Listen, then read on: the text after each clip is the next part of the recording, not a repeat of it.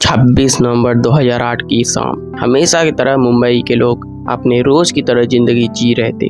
किसी ने सपने में भी नहीं सोचा था कि अब से कुछ घंटे बाद मुंबई ऐसी तबाही होगी जिसे मुंबई चाहकर भी नहीं भुला सकेगी।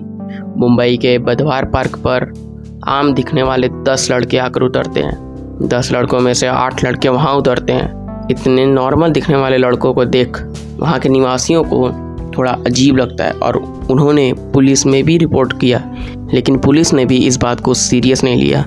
लेकिन किसको पता था इस बात को सीरियस न लेने पर मुंबई को बहुत बड़ी और भयानक सज़ा भुगतनी पड़ सकती है। और शायद उस दिन का इतिहास 166 लोगों के खून से सना नहीं होता।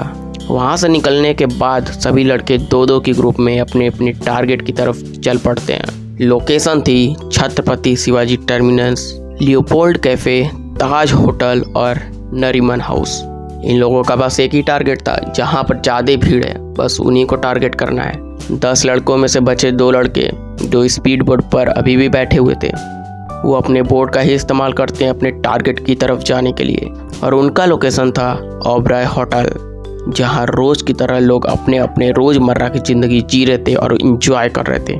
और फिर वहीं थोड़ी ही देर में मुंबई गोलियों की फायरिंग से गूंज उठती है। इस धमाके और गोलियों की शुरुआत छत्रपति शिवाजी टर्मिनस से होती है। उस दिन पटना जाने वाली गाड़ी 1 घंटे देर से चल रही थी। ऐसे में यात्रियों को कहाँ पता था कि ये जो देरी हो रही है उनकी ज़िंदगी की आखिरी घड़ी है। उन लड़कों में से इस्माइल खान और अजमल कसाम नाम के 2 लड़के एक साथ स्टेशन पर पहुँचते हैं और तुरंत गोलियां चलाना शुरू कर देते हैं। ऐसे में वहां उपस्थित सभी यात्रियों को समझ नहीं आ रहा था ये हो क्या रहा है।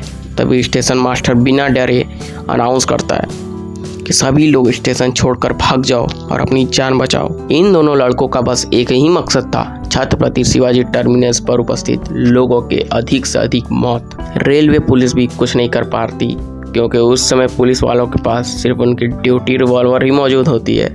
आतंकियों का हमला इतना भयानक था कि 1 घंटे में 58 लोग से ज़्यादा लोग मारे जाते हैं और 104 के करीब लोग घायल भी हुए। जब छत्रपति शिवाजी टर्मिनस पर गोलियां चल रही थी तभी यह बात पुलिस को पता चलती है। ऐसे में पुलिस कोई ठोस कदम उठाती तभी एक और भयानक खबर मिलती है। मुंबई के फेमस लियोपोल्ड कैफे में उन्हीं 10 में से 2 लड़के पहुंचते हैं और अंधाधुंध गोलियां चलाना शुरू कर देते हैं। और इस फायरिंग में कई फॉरेनर भी अपनी जान गंवा बैठते हैं और भी कई लोग मारे जाते हैं। मुंबई में लगातार 2 अटैक हो गई थी, लेकिन अभी भी मुंबई पुलिस को कुछ नहीं समझ में आ रहा था। पता ही नहीं चला था कि हो क्या रहा है। ऐसे में अब लियोपोल्ड कैफे के बाद ये दोनों लड़के ताज होटल की तरफ चल पड़े। आपको बता दें कि वहाँ पहले से ही उसके 2 साथी यानी 2 मेंबर्स उपस्थित थे।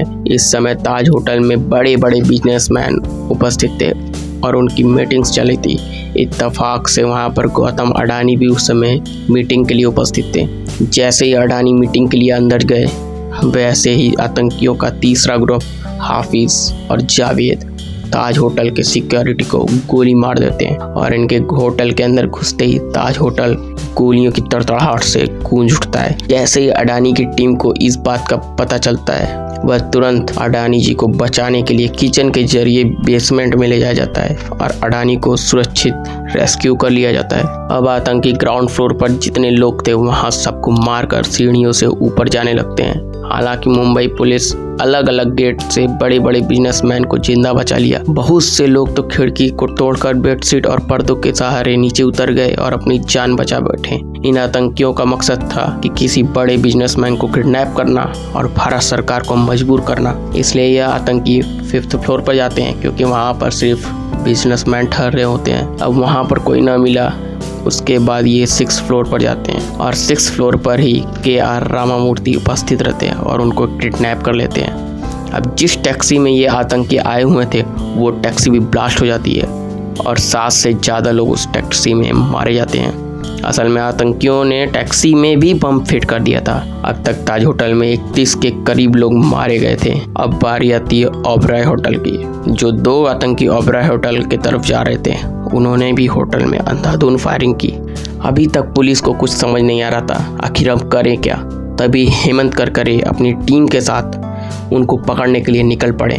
तभी उनको पता चला कि 2 आतंकी बंदूक लिए हुए कामा हॉस्पिटल के गली में देखे गए हैं। इस खबर के बाद हेमंत करकरे और उनकी टीम कामा हॉस्पिटल के गली में जाती है। जैसे ही गाड़ी कामा हॉस्पिटल की गली में पहुंचती है, एकदम से इस्माइल खान और कसाब गाड़ी के सामने आ जाते हैं और गाड़ी पर गोलियां चलाने लगते हैं। अब कसाब और इस्माइल पुलिस की गाड़ी को लेकर मालाबार हिल्स की तरफ चल पड़े और आगे जाते जाते इन दोनों आतंकियों की गाड़ी पंचर हो जाती है, क्योंकि बहुत बुरी तरीके से उन पर फायरिंग हुई थी।